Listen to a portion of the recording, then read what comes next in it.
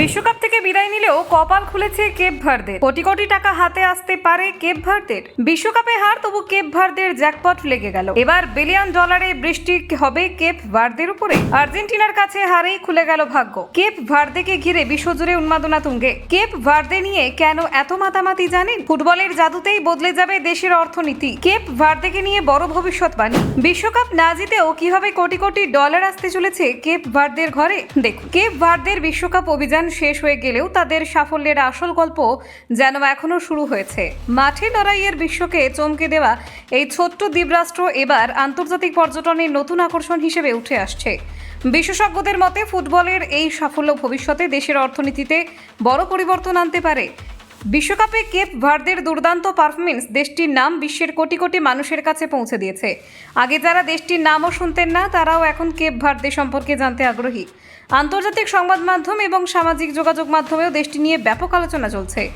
বিশেষজ্ঞদের মতে আন্তর্জাতিক ক্রীড়া মঞ্চের সাফল্য অনেক সময় একটি দেশের পর্যটন শিল্পকে নতুন উচ্চতায় পৌঁছে দেয়। কেপ ভার্দের ক্ষেত্রেও সেই সম্ভাবনাই দেখা যাচ্ছে।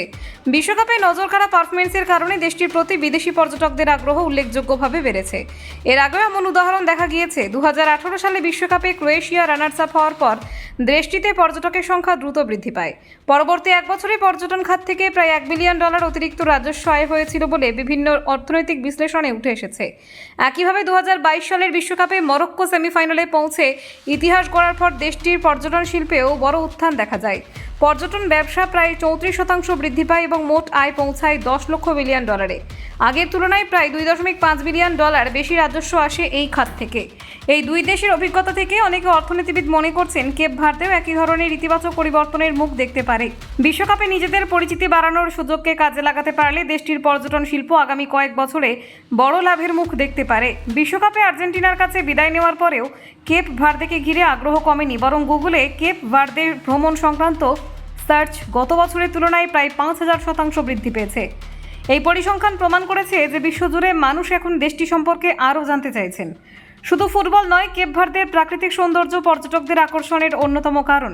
আটলান্টিক মহাসাগরের বুকে অবস্থিত এই দ্বীপপুঞ্জ তার মনোরম সমুদ্র সৈকত, স্বচ্ছ নীল জল এবং মনোমুগ্ধকর প্রাকৃতিক পরিবেশের জন্য ইতিমধ্যেই পরিচিত। বিশ্বকাপের সুবাদে সেই সৌন্দর্য আরও বেশি মানুষের নজরে এসেছে। প্রকৃতির পাশাপাশি কেপ ভার্দে সমৃদ্ধ সংস্কৃতি, সঙ্গীত, স্থানীয় খাবার এবং মানুষের আতিথেয়তাও পর্যটকদের আকর্ষণ করেছে। আফ্রিকান ও পর্তুগিজ সংস্কৃতির মিশেলে গড়ে ওঠায় দ্বীপরাষ্ট্র ভ্রমণপ্রেমীদের কাছে এক অনন্য অভিজ্ঞতা উপহার দিতে সক্ষম। বিভিন্ন আন্তর্জাতিক ভ্রমণ সংস্থা জানিয়েছে ইতিমধ্যেই বহু মানুষ কেপ ভার্দে ভ্রমণের বিষয়ে তথ্য জানতে যোগাযোগ করেছেন। হোটেল, ট্যুর প্যাকেজ এবং স্থানীয় দর্শনীয় স্থান সম্পর্কে আগ্রহ দ্রুত বাড়ছে। এতে দেশটির পর্যটন ব্যবসায় নতুন সম্ভাবনার দ্বার খুলে যেতে পারে। বিশেষজ্ঞদের মতে সরকার যদি বাড়তি আন্তর্জাতিক আগ্রহকে সঠিকভাবে কাজে লাগাতে পারে, তাহলে শুধু পর্যটন নয়, কর্মসংস্থান, অবকাঠামো উন্নয়ন এবং বৈদেশিক মুদ্রা আয়ের ক্ষেত্রেও বড় সাফল্য আসতে পারে। এর ফলে দেশের সামগ্রিক অর্থনৈতিক অবস্থারও উল্লেখযোগ্য উন্নতি হওয়া সম্ভব। বিশ্বকাপে ট্রফি জিততে না পারলেও কেপ ভার্দে বিশ্বের মন জয় করেছে। ফুটবলের সাফল্য যে একটি দেশের পরিচিতি, পর্যটন এবং অর্থনীতিকে বদলে দিতে পারে, তারই নতুন উদাহরণ হয়ে উঠেছে এই ছোট্ট দ্বীপরাষ্ট্র কেপ ভার্দে।